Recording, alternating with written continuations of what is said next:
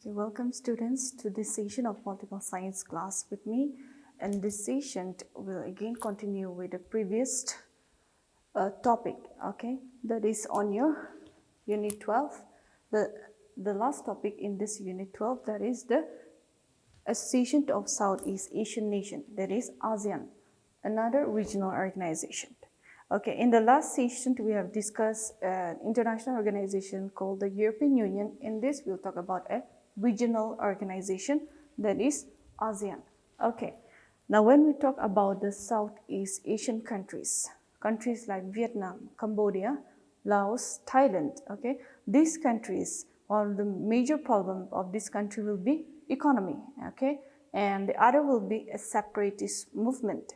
Now during and even before, okay, the Second World War, and even during the Second World War, the countries of Southeast Asian, they faced a major economic crisis, okay, they did not have a stable economy, all right, and this is because they were under the control of European power as well as the Japanese forces, okay, European power and Japanese forces. Because of the presence of these two countries, the Southeast Asian, they did not have an economic stability as well as a political stability.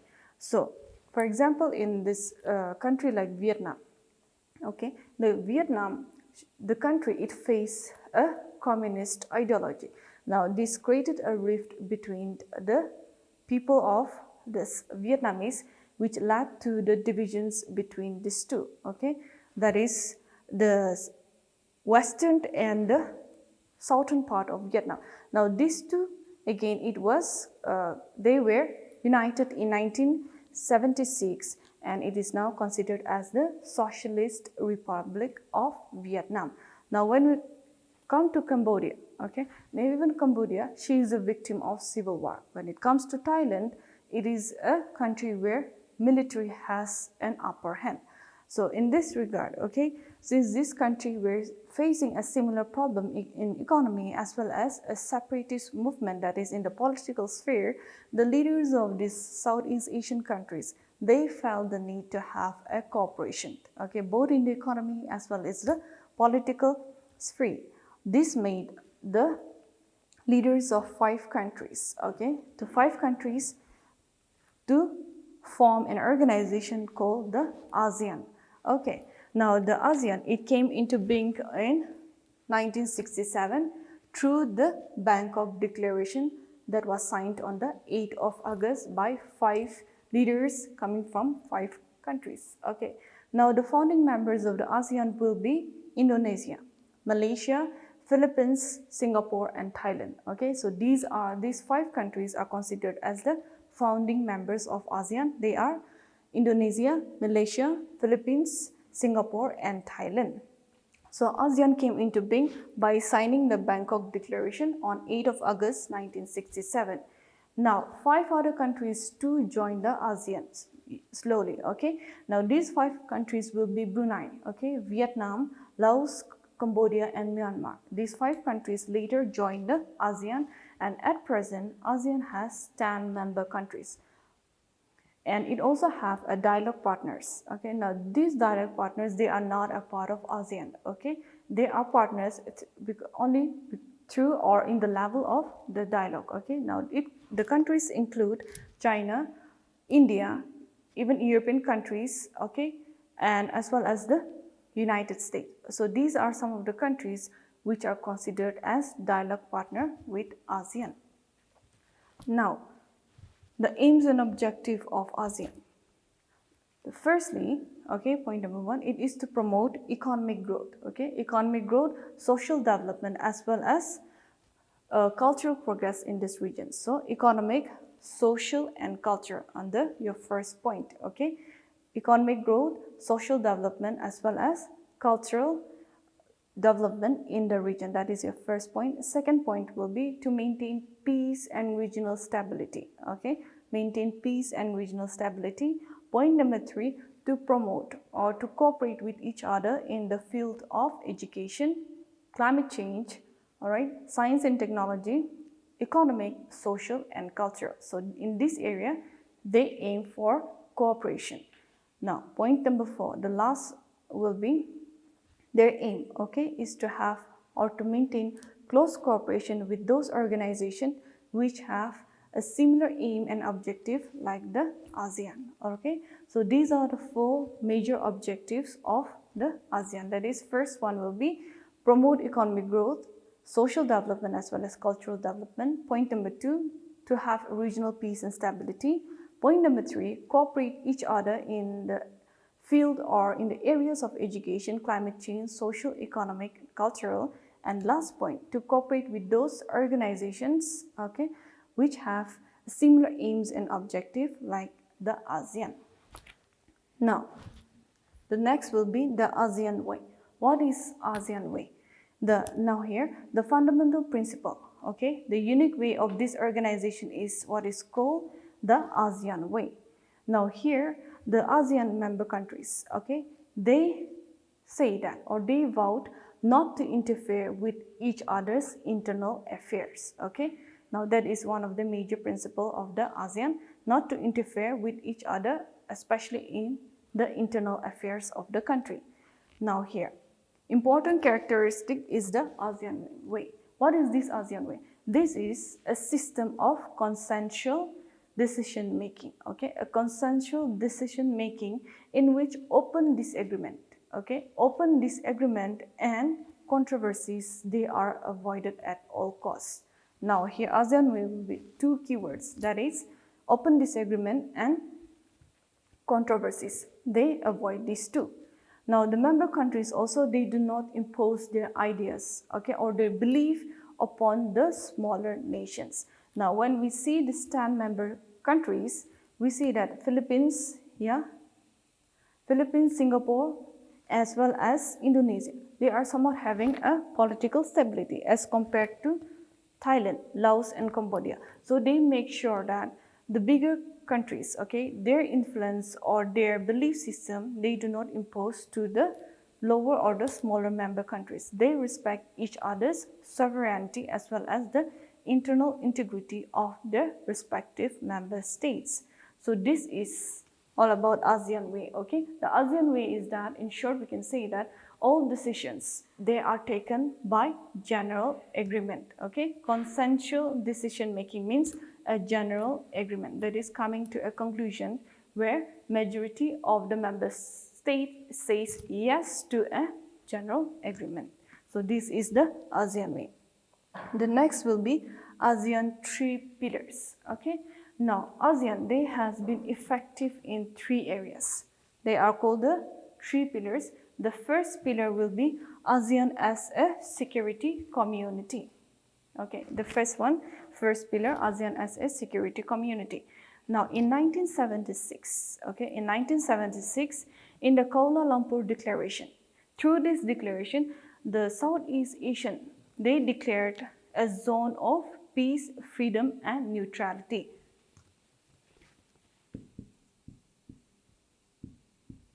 Okay, zone of peace, freedom and neutrality. Okay, that is ZOPFAN, okay. ZOPFAN, zone of peace, freedom and neutrality. That it happened when they signed the Kuala Lumpur Declaration. Okay, in here they also signed the Treaty of Amity and Concord. Now what is this Treaty of Amity and Concord? This Treaty of Amity and Concord, it says that the member state will respect each other's independence and sovereignty. So that is something to do with their internal affairs. Okay, this happened when they signed the Treaty of Amity and Concord. So the Treaty of Amity and Concord will something to do with independence and sovereignty of the member states. Now the other one will be in 1994. Okay, in 1994, the ASEAN members, they came up with ASEAN Regional Forum. Okay, ARF. ASEAN Regional Forum. So what is this regional forum? This regional forum is to promote multilateral security dialogue, okay? Multilateral security dialogue with outside powers, okay?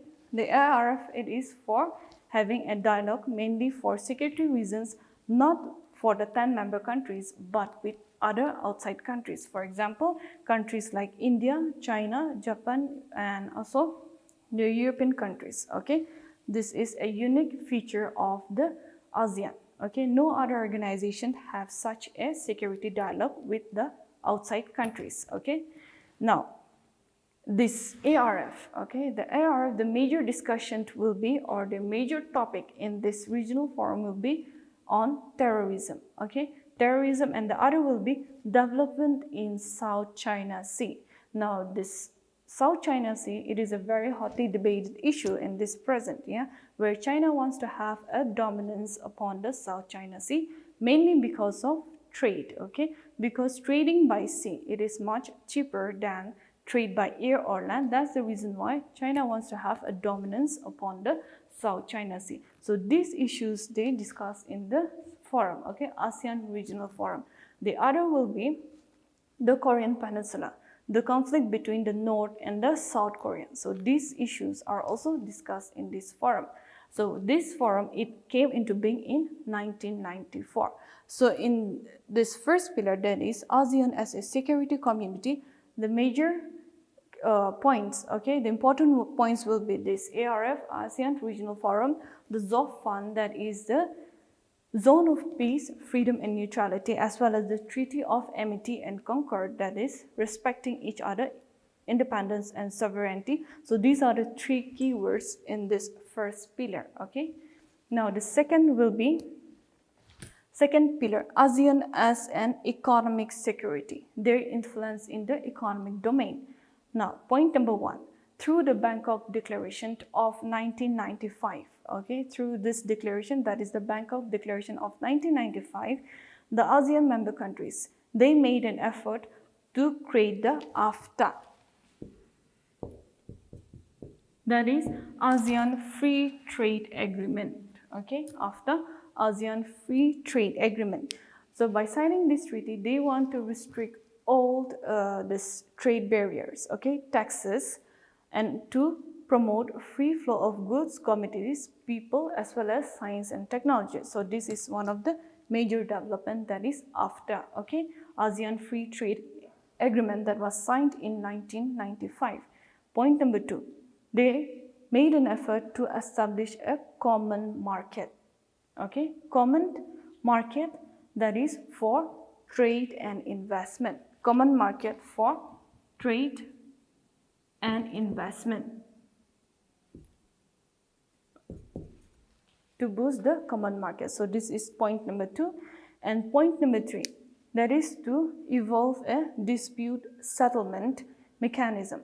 Now, what is the purpose of dispute settlement mechanism? This is to solve the disputes, okay, that is coming out among the member state, especially in the economic sphere, okay, relating to the trading or the investment arena. That is, they evolve this dispute settlement mechanism. That is your point number three. And point number four, okay, the last point will be the representative of ASEAN. They wanted to have negotiations with United States as well as the European Union when it comes to free trade, okay, in relations to World Trade Organization. So being a member of the World Trade Organization, the ASEAN countries, they wanted to have a free flow of trade, okay, with the World Trade Organization as well as the European Union and with the United States of America. So these are the four major points under point number two, that is ASEAN as a major economic community. First one is the AFTA, ASEAN Free Trade Agreement. Second is to have a common market for trade and investment, okay. And third will be dispute settlement mechanism, that is to resolve all the dispute that is happening or that is coming out because of economic reasons, okay. And point number four, to have collaborations with the US, the European Union, and the World Trade Organization to have a free trade, okay. So this is your four major points under the economic community. Now, under the economic community, important point will be India's relations with ASEAN. What is India's relationship with the ASEAN? Now, in 2014, the Prime Minister Narendra Modi, okay, he made an announcement that the looked east policy that was in existence during the Congress rule, now will be turned into an Act East policy, right? ACT, Act East policy. The Look East policy will turn into an Act East policy, and this statement was made by Prime Minister Narendra Modi in the year 2014. Now, the purpose of this Act East policy is to boost, to boost extensive and strategic economic ties. So, this is the main policy of the Act East policy. That is to have more to strengthen the economic ties with the Southeast Asian nations.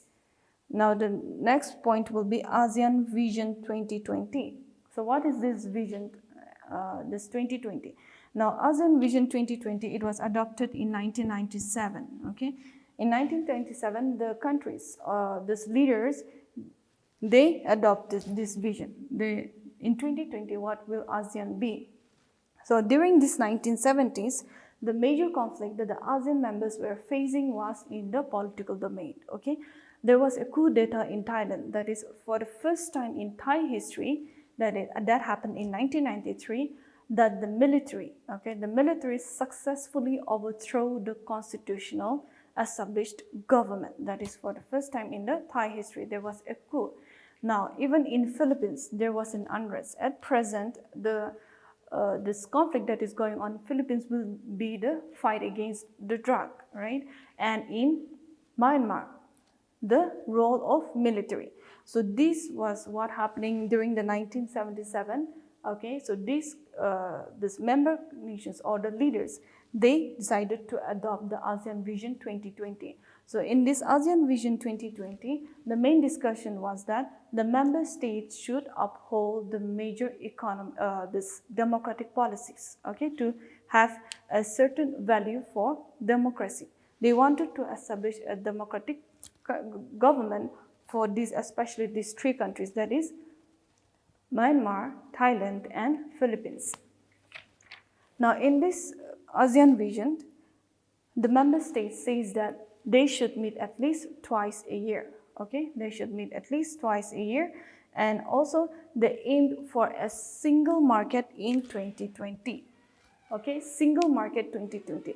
So the three keyword here in ASEAN Vision will be to have a democratic setup. The second one will be to have a common market, and the third will be to have a cooperation in this ASEAN member countries, that is to meet twice a year. So these are the three key points under the ASEAN Vision. Now the last pillar will be ASEAN as a social cultural community. Now, the ASEAN member countries also work together to promote social as well as cultural diversity. That is, by having or telecasting their cultural programs in each other's country, having a cultural exchange program between the member countries. They also have a multi-cooperation in relations to education, population control, sports, and higher education. So the aim here, the third pillar, that is under your social and cultural community, the main focus is to have cooperation in education, sports, as well as the cultural activity, and the last will be population control. So these are the areas where ASEAN focus under the third pillar. Now we can consider, in conclusion, we can see that ASEAN, it is considered as one of the most successful regional organization in the developing countries, and the success of having a regional integration, the success of having a regional integration like that of ASEAN, it will have in defining the shape of the world in this 21st century, because ASEAN, it is the only organization which have a boost or the status of having a solid or a most successful regional organization, especially in the Southeast Asian countries. So with this, we'll come to the end of this Unit 12, Unit 12, that is in this Unit 12, we have focused on China emerging as a major economic power, and European Union emerging as a supranational organization, and Southeast Asian nation, that is ASEAN, as a major regional organization. So with this, we'll end this session.